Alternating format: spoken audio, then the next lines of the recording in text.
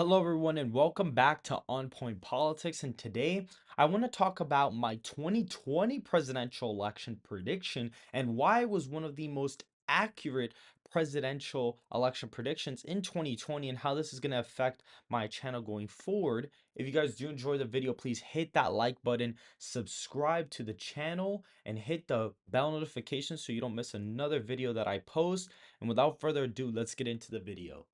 And so as of right now, pretty much this was my 2020 presidential election. I had Joe Biden at 278 electoral votes to Donald Trump's 260 electoral votes. And this ended up being the final result, with me only getting Georgia and Arizona incorrect. Now, by the margins, you could say, okay, maybe some of the margins were off or whatever, but for the most part, I was actually pretty on par. Now, you guys got to understand, I was about 14, 15 years of age when I made this presidential election prediction. I had just started getting into electoral politics and really understanding it. And so I may have had a couple of misconceptions of some of the way the states voted. For example, because of the fact that Hillary won all of these by under 15 percentage points, I automatically assumed that Biden was also going to win them by under 15 percentage points, which necessarily did not happen.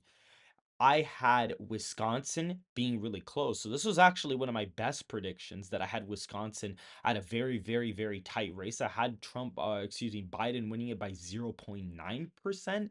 So in terms of the Rust Belt, I almost got the Rust Belt completely right. I think I had him at 0.9 here. I had Biden at like a 2.5 victory, and I had Michigan at like at a 3.5 point victory for Biden at this point in time. I actually thought Minnesota was going to be the same victory as Michigan. I thought they were roughly going to be the same thing. I had Nevada at like a 3 point win.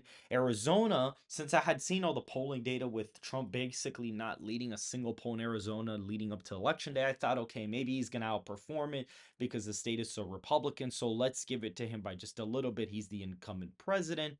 And with Florida, I also understood that incumbents generally tend to, like, or Florida tends to like incumbents as a whole. So I was like, okay, maybe it is going to be a state that, probably does vote for Trump, but it's probably going to be closer than last time.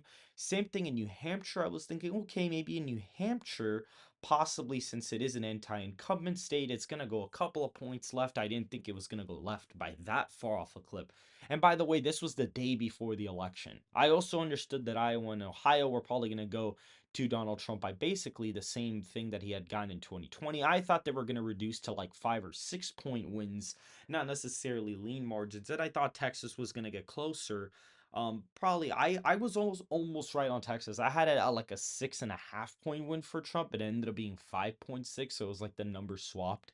I had North Carolina at like a 3.5 point win because since Trump had won it by 3.9, I was thinking, oh yeah, he's gonna win it easily again, and then he only ended up winning it by 1.2.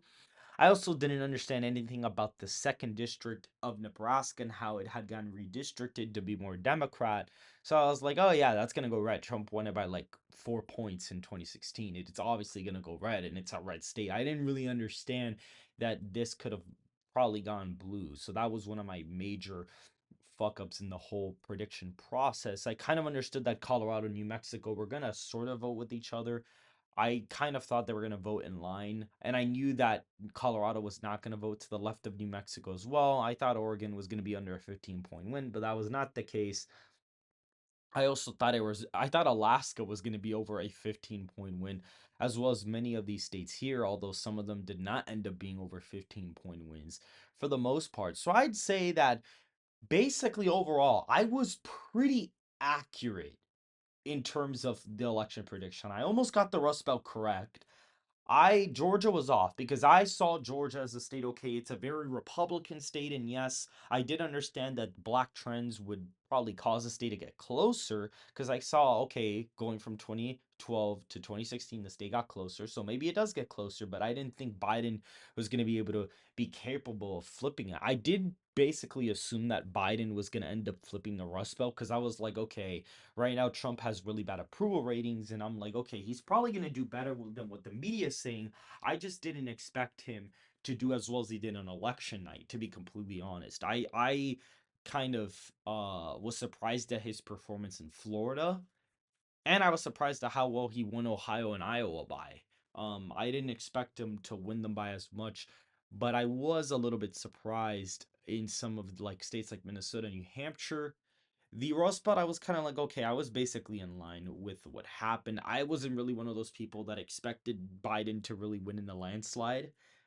Especially at the time, I didn't really even like Trump a whole too much. So I thought, okay, maybe Biden's gonna barely edge it out in Wisconsin, basically. Like he was gonna barely win Wisconsin, and then he would have just called it a day pretty much. And that Arizona and Florida were gonna be really close.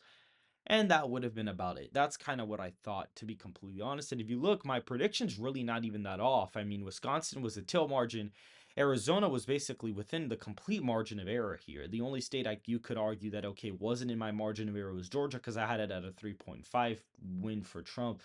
And Florida was a little bit off. Well, other than that, most of the states were almost pretty on par. I basically had a bunch of states pretty much in line, and now I have a much deeper understanding of electoral politics over the past couple of years.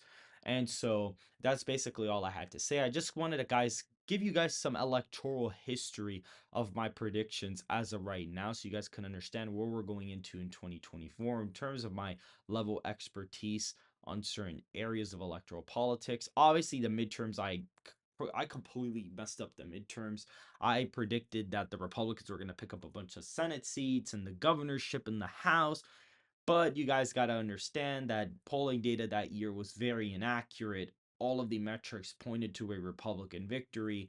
And so a lot of people ended up getting the predictions wrong. Even channels that had their predictions very right leaning, that tend to be left leaning channels, also got their predictions wrong. Their earlier predictions tended to be right for the most part. And so if you guys did enjoy the video, please hit that like button, subscribe to the channel, and turn on the post notifications so you don't miss another video that I post. And I hope you guys have a good rest of your day.